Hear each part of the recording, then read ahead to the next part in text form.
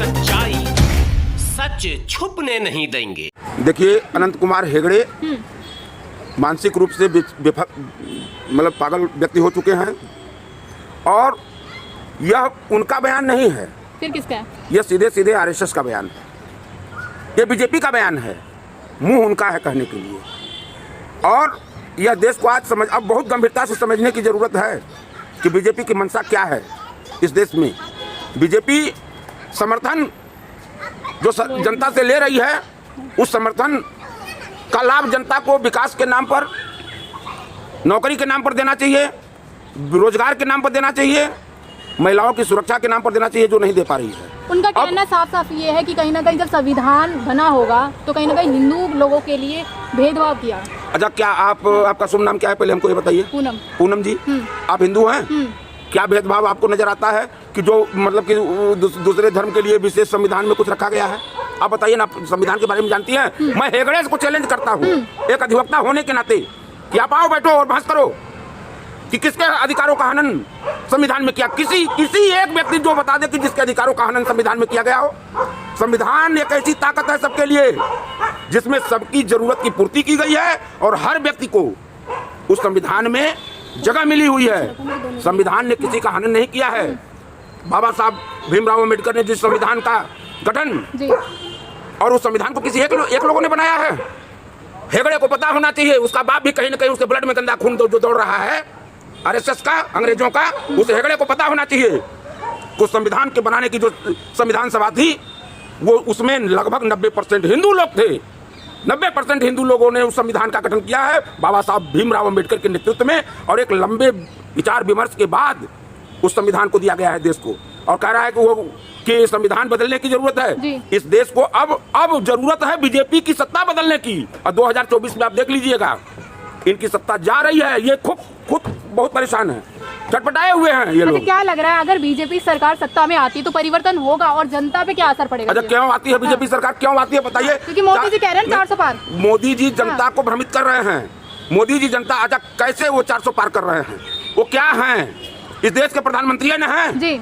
लोकतंत्र में चुनाव देने का अधिकार हमको, आपको, इनको है। जनता भी तो पसंद कर रही है मोदी को। कौन सी जनता पसंद कर रही है? किसान बॉर्डर पे बैठा हुआ है, किले इतनी बड़ी बड़ी रोडों पर लगाई गई हैं, उनके ऊपर आंसू गैस के गोले दागे जा रहे हैं, गोलियां चलाई जा रही हैं, बेरोजगार सड़कों पर घूम रहा है, इनके खिलाफ प्रदर्शन कर रहा है। आज मतलब महिलाओं की वो दुर्दशा है कि नंगी करके महिलाएं इस भारतवर्ष में दौड़ाई जा रही हैं और उनके नाजुक अंगों को जैसे गिद्ध नोचते हैं मांसों को। महिलाओं में मोदी जी भावुक हो जाते हैं, रोने लगते हैं। वो बहुरूपिया है। अच्छा, मोदी एक बहुरूपिया है और बहुत बड़ा झुट्टा है, झुट्टा नंबर 1। प्रधानमंत्री मोदी जी को ऐसा बोलते हैं? झूठे हैं, बहुत बड़े झूठे हैं मोदी जी। मोदी जी बहुत बड़े झूठे हैं। पूछिए, हम प्रमाणित कर रहे हैं आपके चैनल के माध्यम से, क्योंकि एक लोगों तक एक चैनल नहीं रहेगा। मैं भी जिम्मेदारी से बोल रहा हूँ, मोदी जी इतने बड़े झूठे हैं कि अभी तक अपने इस सार्वजनिक जीवन में मैंने उतना बड़ा झूठा नहीं देखा। और वो भी प्रधानमंत्री की कुर्सी पर बैठकर 2 करोड़ रोजगार देने की गारंटी किसकी थी?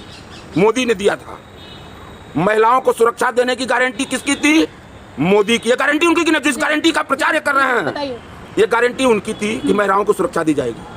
मणिपुर में महिलाओं की सुरक्षा को आप लोगों ने देखा, पूरे विश्व ने देखा है, थूका है यहाँ की सरकार के मुंह पर। लेकिन बीजेपी हमेशा अरे बीजेपी के कहने से देश चलेगा या? महिलाओं की बात आती तो मणिपुर गिनवा देते, राजस्थान भूल जाते हैं। कौन राजस्थान में? आपने राजस्थान में अगर गलत हुआ तो राजस्थान में तत्कालिक त्वरित कार्रवाई हुई थी।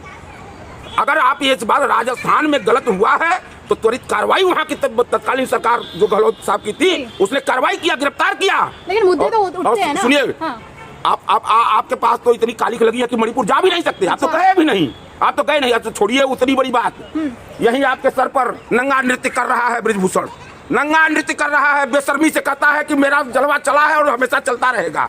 महिला पहलवान यही दिल्ली की सड़कों पर, वह बेटियां न्याय मांगने के लिए बैठी थी जंतर मंतर पर, उनके साथ बर्बरता तो जो उसने किया वो किया ही, मानसिक रूप से, शारीरिक रूप से, व्यवहारिक रूप से। लेकिन उसके बाद जो बचा था, इस बीजेपी सरकार ने दिल्ली की इस जंतर मंतर पर, उस सड़कों पर उन बेटियों के साथ इस सरकार भी लिप्त है उसमें।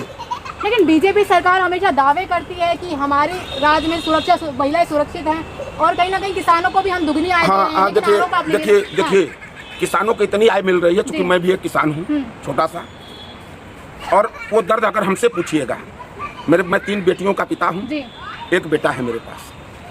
और ईमानदारी बता दूं कि मैं अपने बच्चियों की फीस नहीं, मेरी बेटी अभी इंटर की परीक्षा इसी साल दे रही है, बड़ी बेटी दूसरी हाई स्कूल की दे रही है।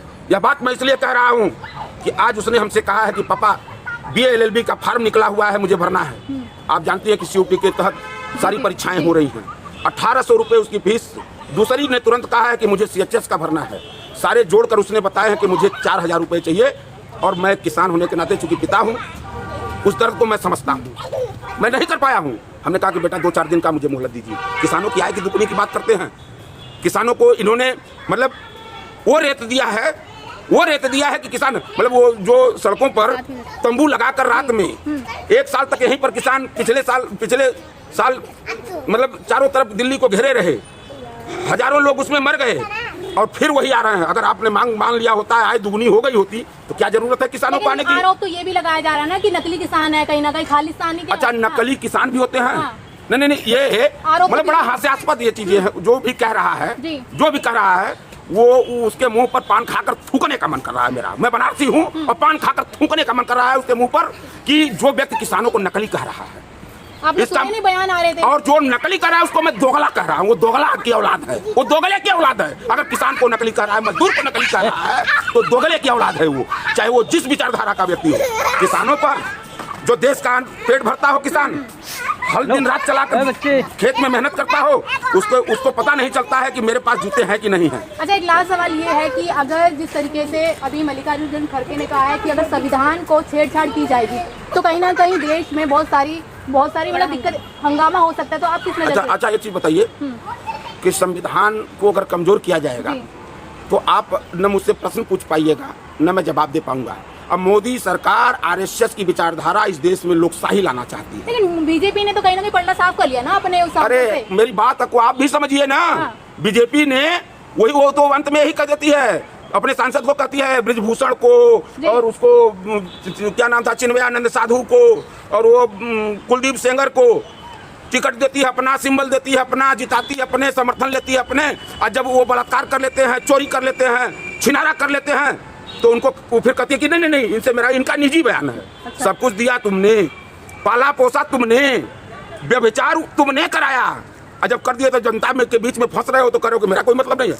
हकीकत यह है कि संविधान के साथ अगर छेड़छाड़ हुआ, संविधान के साथ कोई भी गुस्ताखी अगर बीजेपी ने किया तो इस देश में बहुत बड़ा एक जान लीजिए कि पिछड़ों का हक मर जाएगा, दलितों का हक मर जाएगा, बोलने की अभिव्यक्ति खत्म हो जाएगी, लोग सरकार के सामने अपनी बात को रख नहीं पाएंगे।